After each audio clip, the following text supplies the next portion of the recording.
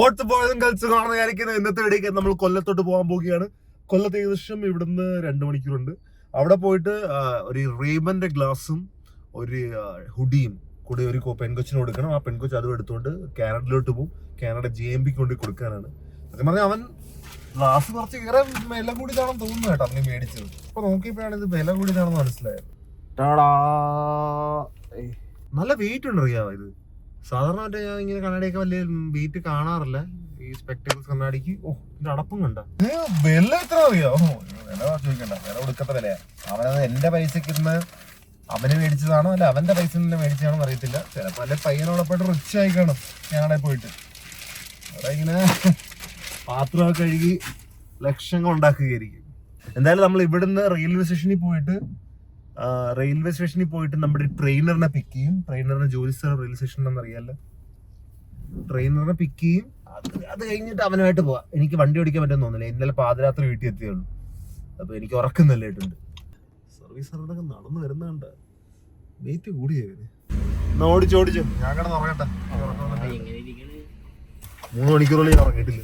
Trainer എത്ര മണിക്ക് രാവിലെ എഴുന്നേറ്റ്? 4 മണിക്ക്. ഓ വയ്യ. ജോലി ഇല്ലേ? ചെലവ് വന്നോ? ആര്? ഇവൻ ചെലവ് വന്നില്ലേ? എന്തിന്? ഇവന്റെ ലൈൻ മറ്റേ ഇതടിച്ചതിന് കപ്പടിച്ച് ഇവൻ കപ്പടിച്ച ഇവന്റെ ലൈൻ കപ്പടിച്ച് ലൈൻ ഇല്ലേ അന്തസ്സുണ്ടാ നിനക്ക്? ഒരു ലൈനൊന്നും ഇല്ല. പിന്നൊക്കെ എന്ത് ഇതൊക്കെ പിള്ളേർക്കല്ലേടാ? അയ്യോ മുതുക്കനായി കേട്ടെ. പെണ്ണപ്പത്തുണ്ടെന്ന് നിനക്ക് പെണ്ണപ്പത്തിട്ടുണ്ടോടാ? നിനക്ക് പെണ്ണപ്പത്തിട്ടുണ്ട്. സീക്രട്ട് ഇല്ല നീ ഇങ്ങനെ പറയാമല്ലോ. എടാ നീ ഇല്ലടാ കഴിഞ്ഞ ദിവസം പറഞ്ഞ അവനെല്ലാം സംഭവിച്ചത്. അപ്പൊ സീക്രട്ട് ആണ്. ഇതിപ്പോ പബ്ലിക് ആണ്.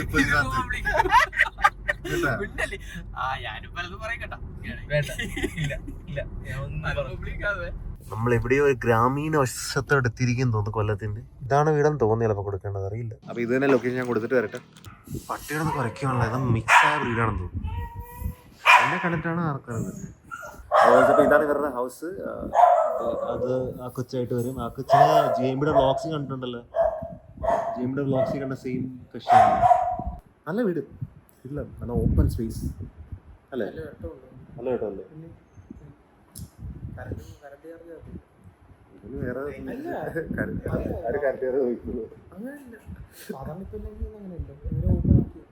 ഇതല്ലേ നല്ല ഓപ്പൺ ആയിട്ട് ഹൗസ് കേട്ടാ. നല്ല വീട് കാണാൻ നല്ല ലുക്കായിട്ടുണ്ട്. നല്ല ഓപ്പൺ ആയിട്ടിരിക്കുന്നതാണ് എനിക്ക് ഇഷ്ടപ്പെട്ടത്. ഈ ഇടക്ക് കയറിയ വീടിനകത്ത് ഇതുവരെ കയറിയ എല്ലാ വീടിനകത്തുനിന്നും കിടില്ല. ഏറ്റവും മെയിൻ കാര്യം എന്ന് വെച്ചാൽ അവിടെ പുഴയും കാണും കേട്ടോ, കായലും കണ്ട് ജസ്റ്റ് ഔട്ട് സൈഡ്. വന്നേ നമുക്കൊന്ന് ഇവരുടെ ബാക്ക് യാർഡ് നോക്കാം. പട്ടി കുരയ്ക്കുന്നോ? കുരയ്ക്കുന്ന എന്തുകൊണ്ടാടാ? എന്താ അത് കൂടെ വരിക. നല്ല സ്ഥലം കേട്ടോ, കാണാൻ നല്ല നൈസ് ലുക്ക്. ഡയറക്റ്റ് വീടിന്റെ പുറകിലോട്ട് തന്നെ ഈ സംഭവം ഉണ്ട്. എനിക്ക് ഇവിടെ ചെടിയൊക്കെ ആണല്ലോ. ഇത് ഞാൻ തിരിച്ചവിടെ വീട്ടിൽ ഇങ്ങനെ കയറും. Boys it's actually quite nice. അത് മീൻ പിടിക്കുവാണോ അവിടെ?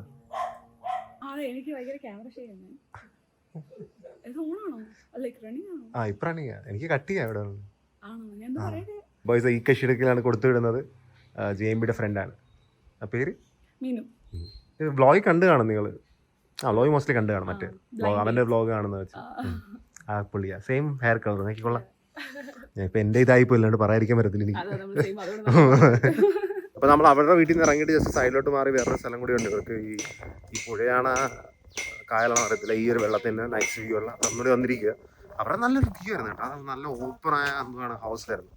അപ്പൊ ഇതാണ് സ്ഥലം. എന്താടാ വെള്ളത്തിലോട്ടാ? നേരെയാ? നീ എന്താ അപ്പുറത്തുള്ള കരക്കാരെല്ലാം കണ്ടു കാണും.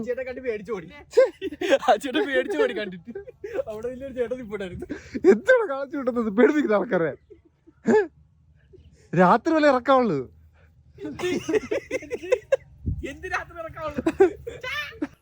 എനിക്കങ്ങനെ സീനിക് ബ്യൂട്ടി അങ്ങനെ കാണിക്കാനായിട്ട് അങ്ങനെ ആഗ്രഹമൊന്നും വരാറില്ല. പക്ഷെ കുഴപ്പമില്ല, നല്ല ഇവിടെ വരെ വന്നതല്ലേ. അപ്പോൾ ഇവിടെ നിന്ന് ഇറങ്ങുകയാണ്. വല്ല ചിക്കൻ വല്ല വേണം. ഇവിടെ മന്തി ഷോപ്പൊക്കെ ഏകദേശം 45 മിനിറ്റ് ദൂരെ. കുറച്ച് ഗ്രാമീണ പ്രദേശത്തിലോട്ടാണ് വന്നിരിക്കുന്നത് കൊല്ലത്തിൻ്റെ. അതുകൊണ്ടാണെന്ന് തോന്നുന്നു. നമ്മൾ ആലപ്പുഴ എത്തിയിരിക്കുകയാണ്. നമ്മളിപ്പോൾ മലറോത്തിൽ വന്നിരിക്കുകയാണ്. ഇവിടെ എന്തോ കഴിക്കാൻ പോകുന്നത് ചോദിച്ചു കഴിഞ്ഞാൽ മന്തി. ഇവിടെ മജ്ലിസ് മറ്റേ താഴത്തിരിക്കുന്ന ആ ഒരു സെറ്റപ്പാണ്. ഞാൻ ആ സീറ്റ് പ്രതീക്ഷിച്ചത്. പക്ഷേ ഇപ്പം നമ്മുടെ ട്രെയിനർ താഴെ ഇരുന്ന് കാലുവേന എടുക്കുക, നടുവൊക്കെ വേന എടുക്കുന്നു.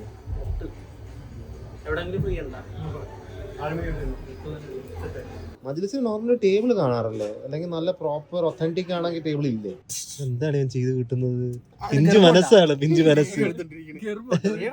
നമ്മള് ഫുഡ് കഴിച്ചു കഴിഞ്ഞ് ഇവന്മാര് 2 മന്തി കഴിച്ച് ഞാൻ 4 പീസ് ചിക്കൻ കാണാല്ലേ ഞങ്ങൾക്ക്. ഈ വണ്ടിക്ക് ഞാൻ ഫുൾ ടാങ്ക് അടിച്ചത് 2 ദിവസം 3 ദിവസം മുമ്പെയാണ്.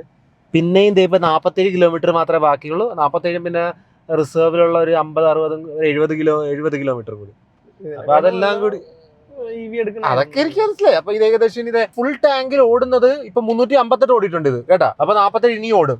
അപ്പൊ ഏകദേശം ഒരു 460, 470 ഫുൾ ടാങ്കി ഓടുന്നത്. അതിനൊരു 4200, 4300 രൂപയാവും. ഇനി പോലെ ഞാൻ അടുത്ത ഒരു മാസത്തേക്ക് അടുപ്പിച്ച് ഈ പൊക്കത്ത് കൗണ്ടർ കാണിക്കട്ടെ. ഇപ്പൊ കൊണ്ടുപോയി ഫുൾ ടാങ്ക് അടിക്കും. അപ്പൊ ഈ കൗണ്ടർ പൊക്കത്ത് കൂടുന്ന കാണാം. അപ്പൊ നിങ്ങൾക്ക് മനസ്സിലായി എത്ര പെട്രോൾ ഞാൻ അടിക്കുന്നുണ്ട് ഈ വണ്ടിക്ക്. നമ്മൾ പിന്നെയും മഹീന്ദ്രയുടെ ഷോറൂം വന്നിരിക്കുകയാണ്.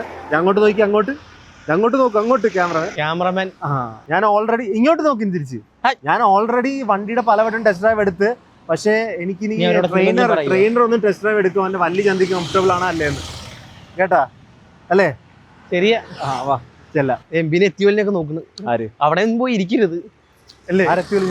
ഓടിച്ച പുള്ളി ഓടിച്ചോണ്ട് ഇങ്ങനെ നോക്കിക്കൊണ്ട് ഓടിക്കണ്. ഇത് പാക്ക് ടു വേരിയന്റ് ആണ് ഞാൻ മേടിക്കാൻ ഉദ്ദേശിക്കുന്നത്. ഇതിന് മറ്റേ വെള്ള സീറ്റ് അല്ലേ, വേറെ ഒരു പച്ച കളർ സീറ്റാണ്. ഞാൻ ഇരുന്ന് നോക്കി നിനക്ക് എങ്ങനെയാണെന്ന്. നിന്റെ കാര്യം മെയിൻലി ടെസ്റ്റ് ചെയ്യുന്നത്. ബാക്ക് കുഴപ്പമില്ല കേട്ടോ. Okay set. Back okay. Seat പറഞ്ഞിട്ട് പിന്നാമ്പുറം ഓക്കെ.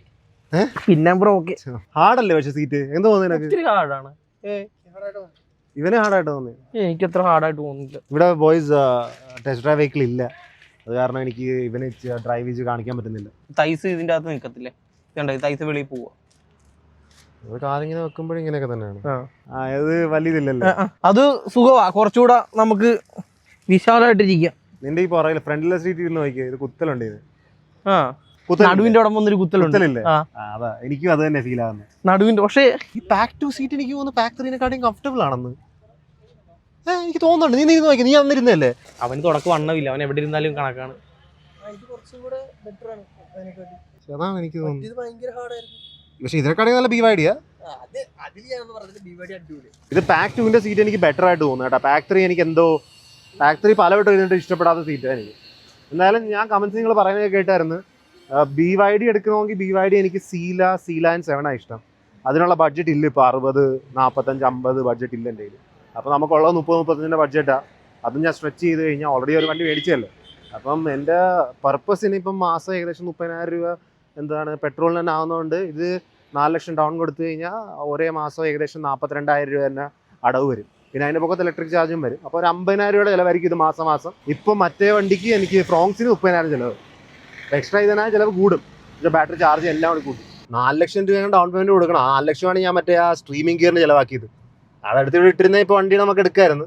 അപ്പം സ്ട്രീമിംഗ് ഗിയർ നമ്മൾ IR ചെയ്യുന്നുണ്ട്. IR ചെയ്യാതിരിക്കുന്നൊന്നുമില്ല, IR ചെയ്യും. ജസ്റ്റ് ഒന്ന് ഇപ്പം എനിക്ക് കുറേയേറെ വീഡിയോസ് വരുന്നുണ്ട്. അതൊന്നൊക്കെ ഒന്ന് ഒരു ഫോമിൽ എത്തിക്കേണ്ടി ഞാൻ പിന്നെയും സ്റ്റാർട്ടാക്കാന്ന് വിചാരിച്ചത്. ഇവനെ ഓടിക്കാൻ കിട്ടിയില്ല ഇവന്. അതിപ്പം അവിടെ വണ്ടി ഇല്ല. സങ്കടം മാത്രം എനിക്ക്. നിനക്ക് സങ്കടം കൊണ്ടാണ്. നീ ഓടിച്ചാണല്ലോ. നീ ഓടിച്ചായിരുന്നു? ഇല്ല, അവന് വണ്ടി ഓടിക്കാൻ അറിയില്ല. വണ്ടി ഓടിക്കാൻ അറിയാം. സൈക്കിൾ ചവിട്ടുന്ന കാര്യമല്ല ചോദിച്ചത്. വണ്ടി ഓടിക്കുന്ന ഗിയർ എവിടെ? വണ്ടിയുടെ നമ്മൾ പെട്രോൾ പമ്പ് എത്തിയിരിക്കുകയാണ്. ഇനി എല്ലാ പ്രാവശ്യത്തെയും പെട്രോളിന്റെ വില അടുത്ത ഒരു മാസത്തേക്ക് ഞാൻ പറയാം കേട്ടോ എത്രയാവുമെന്ന്. ഞാൻ 2 ദിവസം മുമ്പേ അടിച്ചത്. 2 ദിവസം പിന്നെ 2 ദിവസം അടിക്കും. എൻ്റെ ക്രെഡിറ്റ് കാർഡൊക്കെ മാക്സ് ഔട്ട് ആയി കേട്ടോ. ഇത് മാക്സ് ഔട്ട് ആയിട്ട് ഞാൻ ഇപ്പോൾ ഇത് യൂസ് ചെയ്യുക. അപ്പോൾ 3389.34 ഇനി മുതൽ നമുക്ക് കണക്ക് വെക്കാം ഇവിടെ പൊക്കത്ത്. ബോയ്സ്, ഞാൻ ഇപ്പോഴാണ് എഴുന്നേറ്റത്. ദൈവമേ, എനിക്ക് ഏത് ജില്ലയാണെന്ന് പോലും മനസ്സിലായില്ല. ഞാൻ ഉറങ്ങി എഴുന്നേറ്റപ്പം ജില്ലയല്ല, എനിക്ക് എവിടെയാണ് ഞാൻ എന്തോ ചെയ്തതെന്ന് മനസ്സിലായില്ല. ഞാൻ ആരാന്ന് എനിക്ക് മനസ്സിലായില്ല. ഇപ്പോൾ കുറച്ച് മുട്ടയൊക്കെ വെച്ചിട്ട് ഇരിക്കുവാണ് ഞാൻ.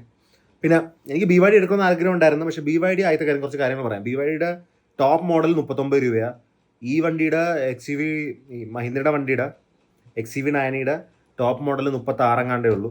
അപ്പോൾ 39-36. പിന്നെ സെക്കൻഡ് വേരിയന്റിൽ മേടിക്കുന്നതിന് 35 രൂപയാവും BYDക്ക്. ഇതിൻ്റെ സെക്കൻഡ് 29 ആവുന്നുള്ളൂ. നമുക്ക് പൈസ ലാഭം.